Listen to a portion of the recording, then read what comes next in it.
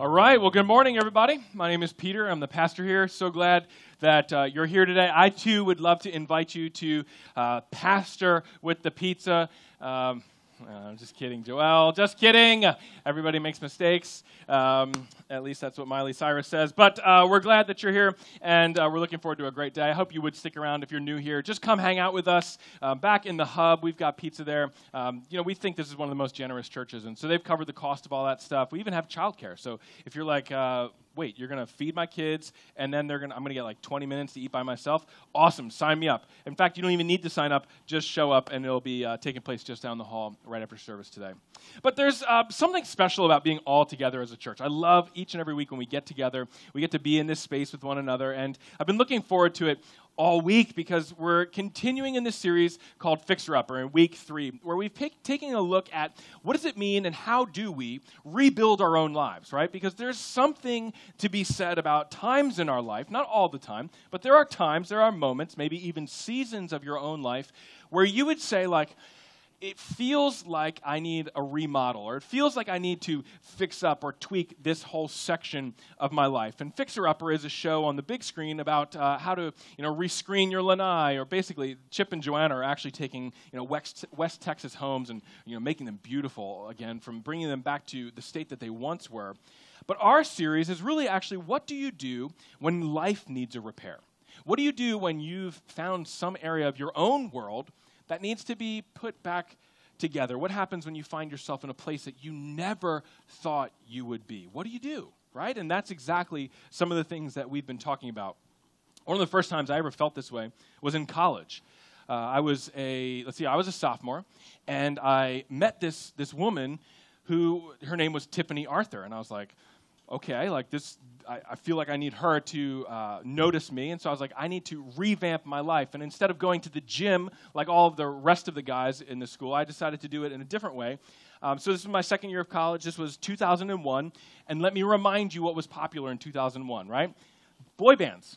Boy bands were really popular in 2001, and so I was like, I got this. Like, I can do that, and not the singing part, but I can do the frosted tips thing, right? Like, this is what everybody else is doing, and I'm going to revamp my life. I'm going to ratchet it up another level or two. And so me and my entire dorm, like there's 6 of us, we all decided one night that we would bleach our hair. We weren't going to just do the tips. We were going to do the whole thing. We were committed. We wanted to be kind of remodel our life. And so we bought the bleach, the bottles, and we read the packaging. It said, used for 15 minutes. And we were like, well, 15 minutes is good. Like 30 has to be great, right? Like, honestly, it's got to be great. And so we did it. We left it on. We left that sucker on there until your scalp was burning. And we were like, it's probably time. So took it out. Sure enough, I knew that I could revamp my life, and I ended up looking a little bit more like this, right? Like, it joined the boy band movement, and Tiffany did end up noticing me, and the joke is on her for the last 14 years of our life. But let me remind you, that was 2001. We've all been there. Maybe you didn't make as dumb a mistake as me. You didn't look as dumb. You didn't sound as dumb, or whatever it may be. But we have all been there. We've all done something because everybody else was doing it. How many of you have ever owned a dustbuster, right? A dustbuster. Everybody had a dustbuster. You're like, why? They're a terrible vacuum, and they have a terrible battery. It was like you might as well just plugged it in the wall. It was a terrible machine.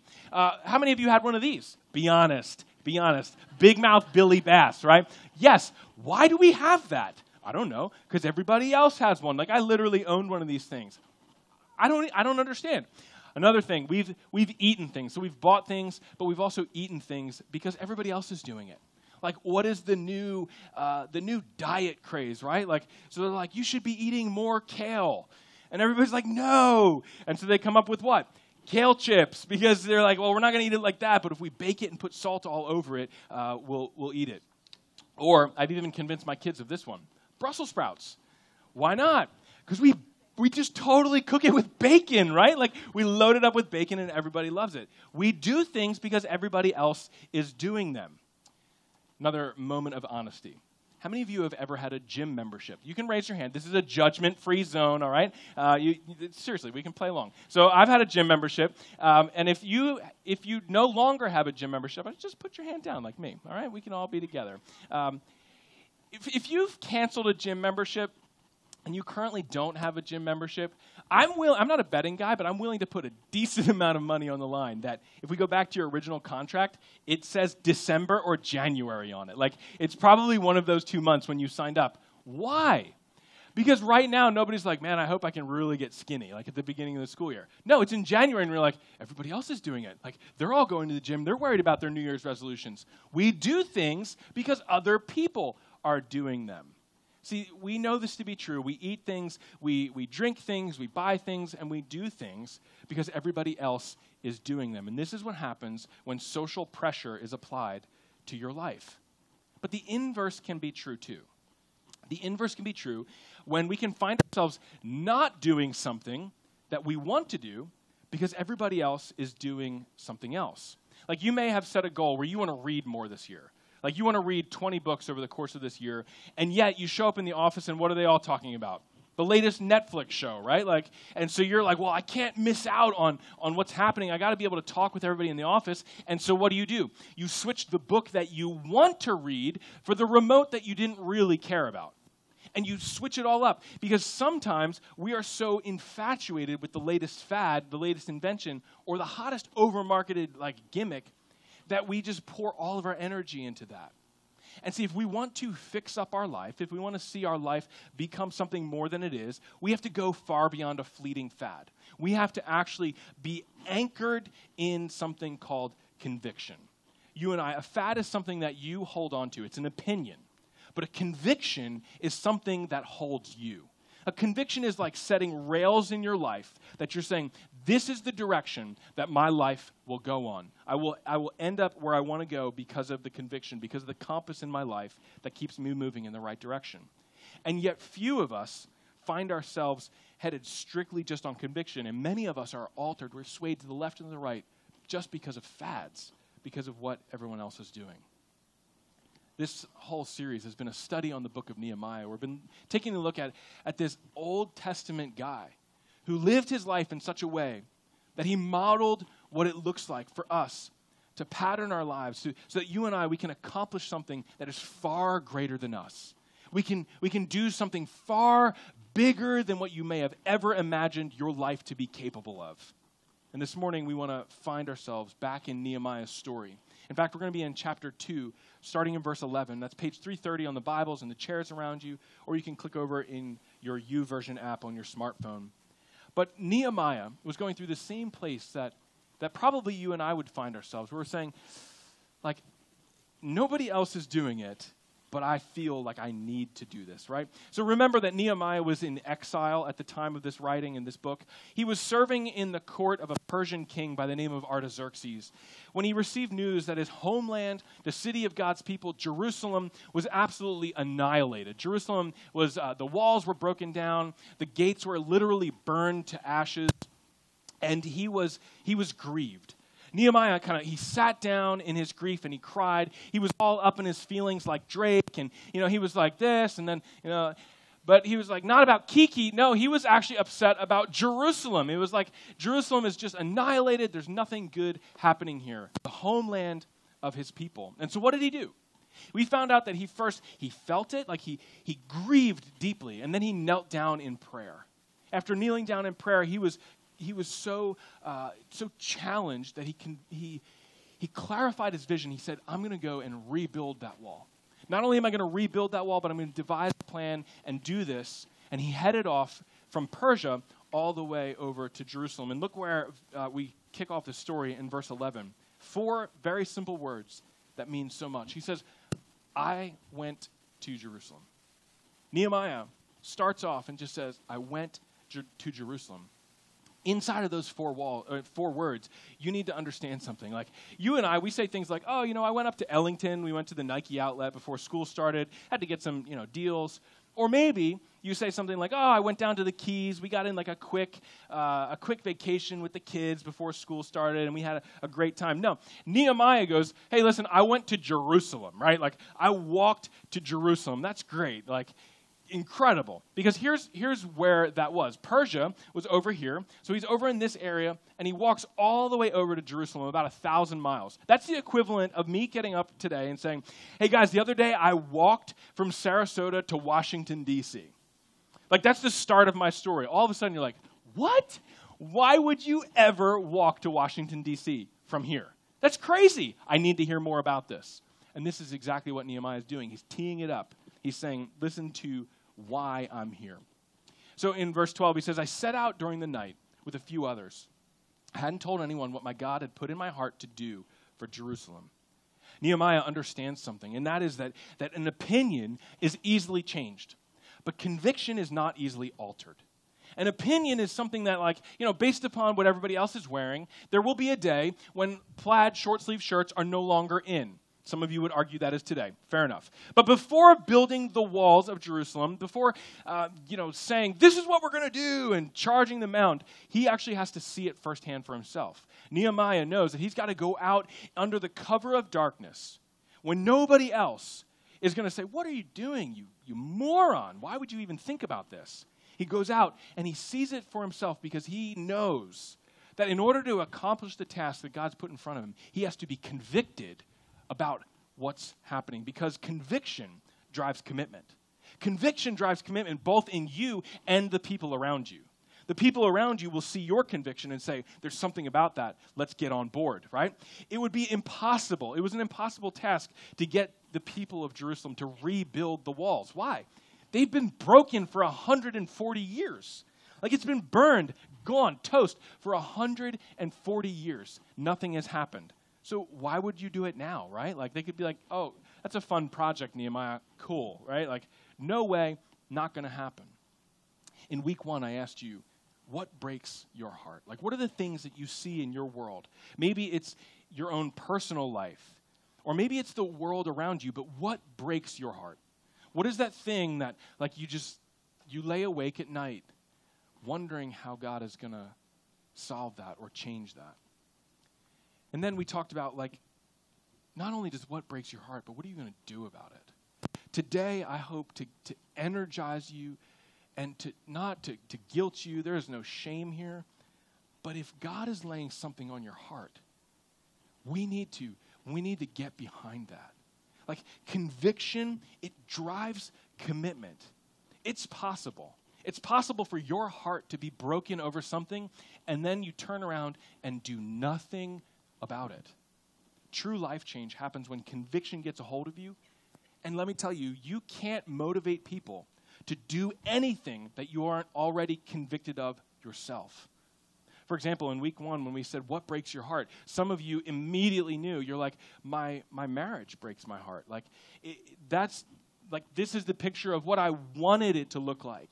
And now here we are 16, 20 years later, and it doesn't look like this anymore. In fact, we're on the opposite sides of the screen, and that breaks my heart. Well, let me tell you that you're not just going to, fix a broken marriage simply because, like, you have a thought that that's a good idea. No, you need conviction to repair a marriage. Why? Because it's too overwhelming. The odds are stacked against you. There is too much riding on the line. You won't be able to motivate your partner to fix anything, to do anything better than what it already is without conviction. You won't be able to change your family's health. Maybe you feel like we need to change our eating patterns. You won't be able to do that if you're not convicted. Why? Because junk food is just too readily available. And quite honestly, it's too cheap. That if it's just an opinion that we need to eat Brussels sprouts and kale chips, you're going to be like, no, I don't really enjoy it that much. But if it's a conviction, you can't lose. The same thing is true that if you're trying to reverse negative financial patterns, right? It's too easy to walk into Target and buy all of the stuff, right? Like, it's too easy to walk by that whole Joanna Gaines section and be like, yes, I need a chalkboard to hang in my kitchen. Like, that needs to come home with me. It's too easy to do that. But if you and I, if we don't stand for something, we're going to fall for anything.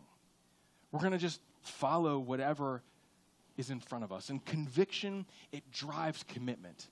Nehemiah knew that he needed to do this under the cover of night to protect his growing conviction, that thing that was motivating him and driving him.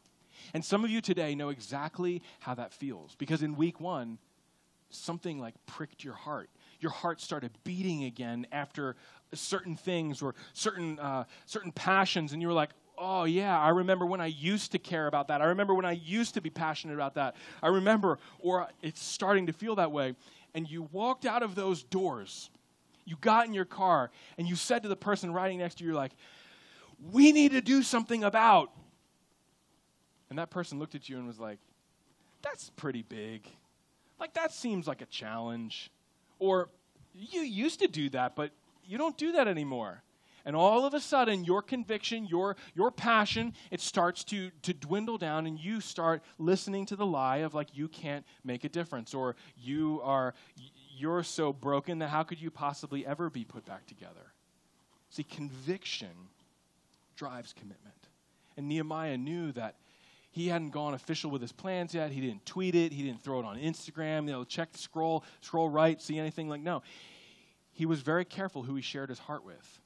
Because when God gives you a vision, be selective with the people that you share that with right out of the gate. Be selective with the people that you share your heart with, because the right people will cheer you on. The right people will high-five you and coach you through it and develop you and develop that vision. But the wrong people will just kill it before it ever sees the light of day. And Nehemiah knows this. So let's take a walk with Nehemiah. Verse 13, he continues on. And this is kind of the walls of Jerusalem in Nehemiah's day, Nehemiah's Jerusalem. It says, by night I went out through the valley gate. That's over here. And in the valley gate towards the jackal well and the dung gate is down there on the south end. And I was examining the walls of Jerusalem, which had been broken down, and its gates, which had been destroyed by fire. See, Nehemiah gets down to this dung gate, and he's like, wait a second, you know it's bad when, like, the porta potty's on fire, right? Like, because this is the picture of the dung gate right now. The dung gate was a part of the wall where they would literally, they would clean out the city. They would just walk all the trash, the human excrement, the animal feces. They would get it out. They would throw it off this, kind of down into this valley, and it would just burn, and that's how they got rid of all of that stuff. And he was like, this is a bad deal. Nehemiah kept going back around the city, and he actually got to a place where his mount, his donkey, couldn't even walk because the walls were so broken down. And he gets off. He kind of enjoys the process of figuring out what's happening around him. And he goes to the king's pool, and then there's not enough room, and he goes on, and finally he gets back in through the valley gate after seeing all of this stuff. And Nehemiah knew that there was something that had to be done. In this process, Nehemiah is revealing something about his commitment. He's showing us that commitment, it takes action. That commitment, it takes action. Conviction takes action. And you need to know this, that conviction and commitment, it's not defined by your lips. It's defined by your feet. You can say whatever you want. You can say, oh, man, we're for Sarasota. And then yet we just show up every week and we don't actually do anything for Sarasota. You can say, oh, I am all for my spouse. And then actually Monday through Saturday, you don't do a thing for your spouse, and it doesn't look like that. See, is it really a conviction if it doesn't require you to live according to the standards of what you've been convicted of? I don't know. I don't think so. You've probably been convicted of something in the past, like not like in a guilty way, but where you're like, man, I need to do something. I need to change something, or I need to add something. And right now, it's so easy to be convicted about our environment, right? Like, our environment is, we have one of the number one beaches in America, and this is what it looks like right now. Like, we have dead fish washing up on the shores of Siesta Key and all this Sarasota County and the surrounding areas. And it's so easy to get all riled up about this and to just like start posting everything on Facebook and signing petitions and all this kind of thing. And even this past week, as of this week, there were 11 dolphins that have been found dead in the Gulf. And finally, Governor Rick Scott declares this as a state of emergency, and we've started to put some things in place. And here's the problem. States of emergency don't solve anything. We have to actually take action. We actually have to figure out a way to solve this crisis, to solve, like, okay, if this is natural, why is it then continuing to happen and escalating and getting worse and worse? What are we doing to contribute to the problem? This is what conviction is. Conviction is saying, I've identified a problem, it breaks my heart, but I'm not just going to post about it. Like, I'm not just going to change my Facebook profile picture to be something that's, yay, whoa, pray for the red tide. We have to do something about what we're convicted of. It's so easy to feel heartbroken over something, or to feel motivated to just post a few things, or sign some digital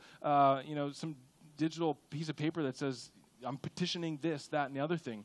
But commitment, conviction, it takes action. When God convicts you of something, it's to go and do something. Conviction is followed up by acts of obedience. We can't just say, hey, I'm convicted to improve my marriage, and then we just kind of continue to go on using porn or lingering in lust and just looking at whatever it is that we desire.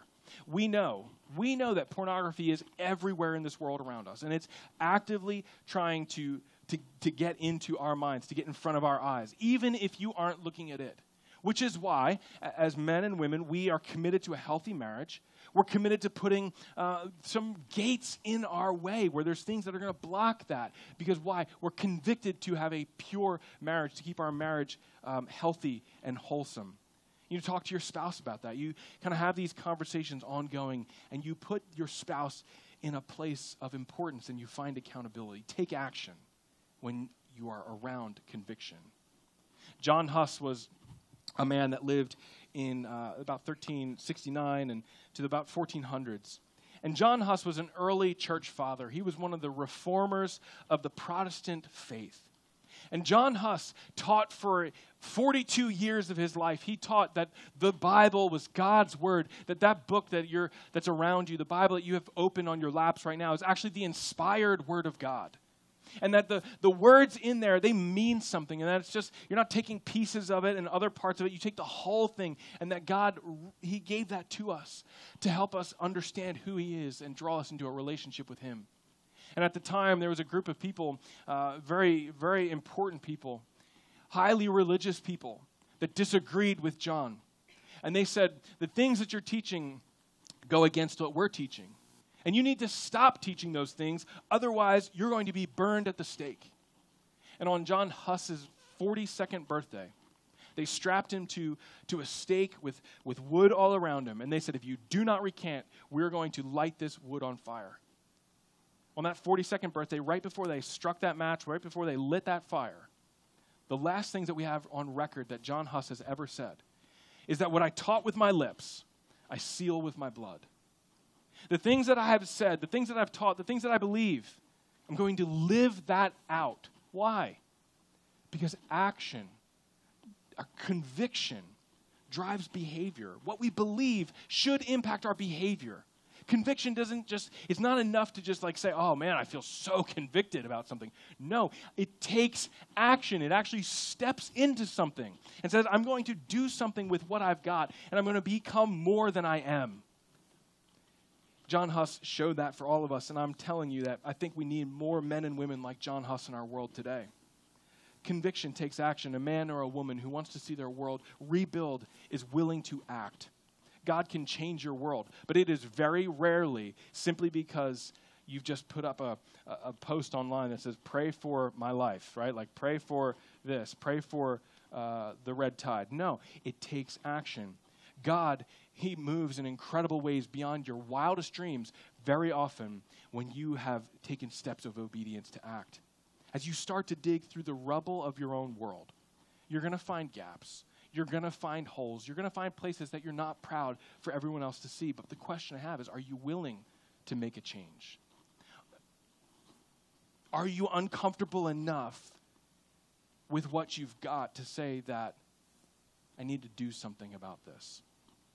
See, Nehemiah gets back from his night ops, and he returns to the people with this concrete conviction. And he's ready for action. It says he hasn't said anything to them yet, and yet he dives right in here in verse 17 when he says, finally I said to them, you see the trouble that we're in, right? Jerusalem lies in ruins, and its gates have been burned with fire. Now remember that Nehemiah is addressing the people that live there already. These are the people who are like, wait a minute, Nehemiah, like, come on, dude. Like, this is the place I live. I call this home. I know what this is all about. I've seen this. In fact, it's been 140 years that it's looked like this. It's felt like this. Well, you're not telling me anything new. Here's what I think. I think the people learned to live it. Like, they just learned to live with it. It started out as an immense trauma, right? Like, imagine if the walls came crumbling down. You'd be like, your mind would be blown. And then eventually, over year after year after year, you start to just say, I've seen it. This is the way it is. This is the way it always is. This is the way it's always going to be. And so for 140 years, they just stepped over the mess, and the next generation grew up in the same way that the weeds grew up in between the rocks, and they just lived with it broken down. They got used to it. See, this is the danger that we all can fall into. We can all fall into this trap of saying, like, this is just the way it is. It's going to be the way it always is. I mean, have you ever felt that way? Like, we get used to eating some, like, unhealthy eating habits, right? Where we got Dunkin' for breakfast, and then we've got Wendy's for lunch. And even though we know it's not good for us, we continue to live that way. Or we get kind of careless with our spending and think if we just move a balance from this card to the next card and then to the next card, like, we'll be just fine. We get used to a spiritual life that, we think it doesn't really have a pulse, and we think it's normal just to show up to church on a Sunday. And we stop reading Scripture. We stop, listening and following what God has to say for our life. And we end up being spiritually kind of dead. And then we wonder, like, I guess this is just normal. See, Nehemiah is trying to kind of open those guys' eyes. He's saying, listen, Jerusalem, we can do something more than this. All they've known is the rubble and the burned down gates. And now he's trying to set a fire in their bellies to say, we can become more than this. We can do something greater than this. Through God, we can see this world transformed. And so Nehemiah starts to inspire the people. In verse 17, he says, come, let us rebuild the walls of Jerusalem, and we'll no longer be in disgrace. We can do it. Now remember, Nehemiah's only been here for 3 days. And he doesn't know these people. The people don't know who he is. And they're like probably a bit cynical. Here's this foreign-born Jew who's saying, we're going to rebuild the walls. Get out of here, dude. Like, not a chance. And remember, these are just the remnant. This is the small group, the portion that remains in Jerusalem. And Nehemiah says, okay, I'm going to stop preaching, and I'm just going to level you with the facts. Here's what it is. He said, I also told them about the gracious hand of my God. The gracious hand of my God that was on me, and what the king had said to me. Because here's what happened. Nehemiah tells them, I've prayed and fasted for 4 months. I took time off from my job, and I walked 1,000 miles to get here. I've got letters from the king. Look at these. And not only do I have letters from the king, but I also have timber from his forest. Guys, we can't live like this anymore. We're the people of God, and we're living in squalor. Like, this isn't what it's supposed to be. In fact, we're called to be a light to the nations. God said to Abraham, he spoke to Abraham clearly, our forefathers, right, that you are to be a blessing to all nations. And here we are living in this rubble, in this ruin. This was the moment. This was Nehemiah's I have a dream speech. He's laying it all out there. Each word is dripping with his passion. And how did the people respond? Look with me. He said, they replied, let us start rebuilding. So they began a good work. Nehemiah inspires the people, and they get started. God's people went from a place of despair to repair. Listen to me. Conviction, it drives commitment. And commitment takes action. And whenever you take action, action will lead to change. Guys, if you want to see your world change, if you want to see your life be more than it is today, you may be so hurt, you might say, Peter, you have no idea, and you're absolutely right. I don't fully understand what's going on in your world. But I do know that you and I, that it doesn't matter what hurts you're experiencing, it doesn't matter what habits you're struggling with, and it doesn't matter with what hang-ups you face every single day or that haunt you. Let me tell you that you can do something about it. And about all of it, it can change, because godly action leads to life change. Like, if you want to see your life change, you need to be convicted and follow through on that conviction. Guys, this is what happened with Blake McCoskey. You guys ever heard of Blake McCoskey? I'm willing to bet that if you've never heard his name, you know the movement that he started. In fact, I want you to check out a short video of what happens when you allow yourself to be moved by the conviction that God's put in front of you. So check this out. Tom's didn't start with the idea for a shoe. In fact, it was the absence of a shoe that started it all. Argentina was beautiful. The music, the colors, the food, the people. But as soon as I left the city, I noticed this need. I knew nothing about shoes and very little about giving. But I had a simple idea. What if a for-profit shoe company used giving as its business model? One where for every pair of shoes sold, a new pair would be given to a child in need. One for one. They'd be shoes for a better tomorrow. Tomorrow shoes. So I called them Toms. I remember boxing some of the first Toms at Blake's apartment. We sold 10,000 pairs that first summer, so we gave away 10,000 pairs. 10,000 pairs that protected children from disease and infection, that completed the school uniform, helping increase enrollment. We gave repeatedly, going back time and time again to the same communities, watching the kids grow up with Toms on their feet. 10,000 became 1 million, 2 million. A spontaneous response to a simple need had evolved into something much bigger than we had expected. We were learning to give by giving, and we were getting some of it wrong. The criticism made us take a closer look at what we were doing, and this led us to a realization. One for One wasn't a corporate policy, it was a movement. We weren't a shoe company at all. We were a giving company, and this changed everything. I was hired to grow the giving department. Now we have an entire team of people devoted to learning how to give better, to take feedback we had received, and to do more. We designed new giving products, winter boots for colder climates, sneakers for play in our city streets. We evolved from just providing aid to supporting economic development. We partnered with factories in Kenya, India, Ethiopia, hired artists to hand paint shoes in Haiti, and made a commitment to produce 1/3 of our giving shoes in local markets. We work with local NGOs to deliver shoes right up to the last mile. But we saw that the communities needed more. They needed wells, prenatal care. There was malnutrition, devastating diseases caused by shoelessness. So we dedicated a percentage of our sales to help and took on podoconiosis as a personal cause, funding clinics devoted to eradicating the disease. And then we saw another need. We took our learnings from giving shoes and applied them to sight. It was a new way of looking at One for One, not just giving a product, but helping restore sight through surgery, medical treatment, and prescription glasses. It's about pairing one person making a purchase with one person in need. It's about a simple transaction changing a life. This is what One for One is about. And the future of One for One is about more than giving. It's about changing the way business is done around the world. Toms didn't start with the idea for a shoe. In fact, it was the absence of a shoe that started it all.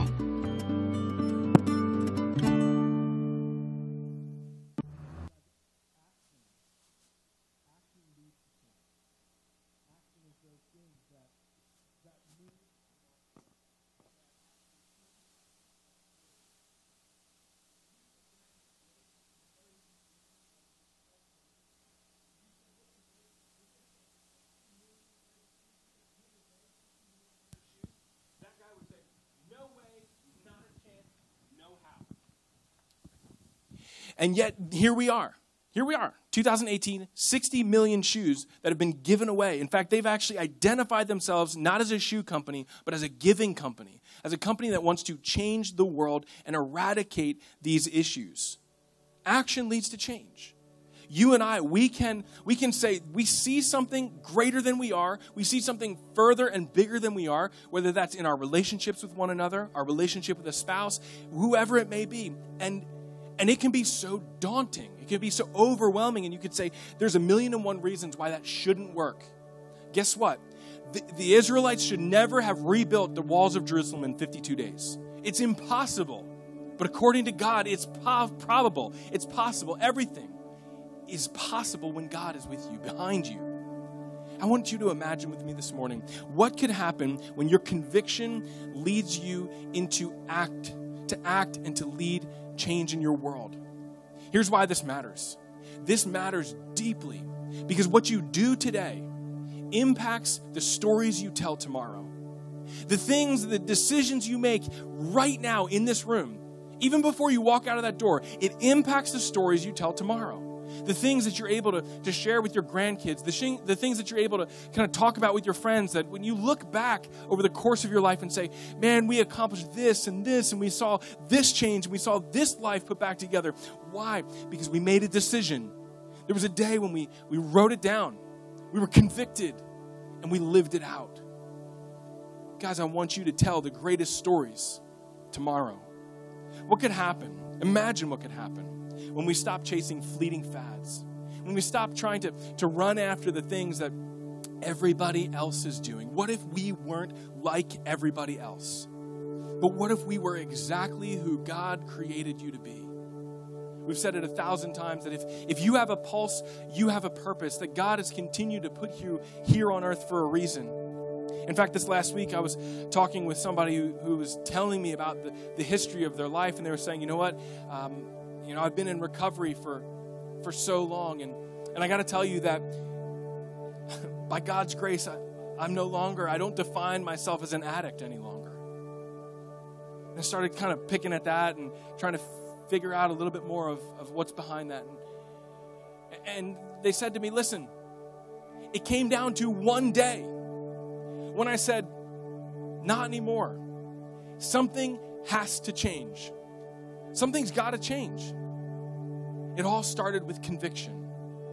So let me ask you again, what needs to be rebuilt in your world? What in your own life? If you were obedient to God's word, if you were obedient to God's conviction and you followed that, what could happen in your world?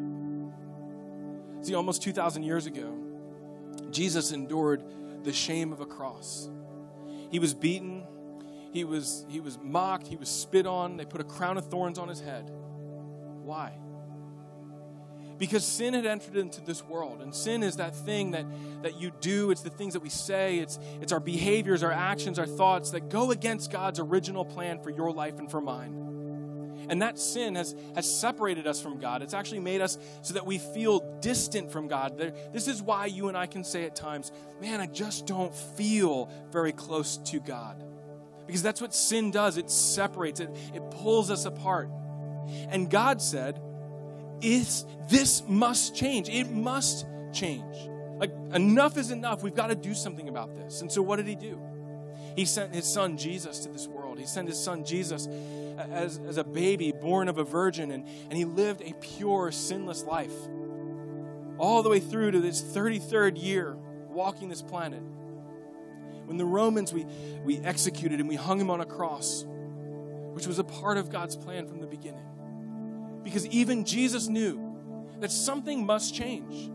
God sent Jesus to earth so that we would understand that to relate to God is not about religion. It's not about following some strict set of rules, but it's actually about being welcomed into a relationship with him.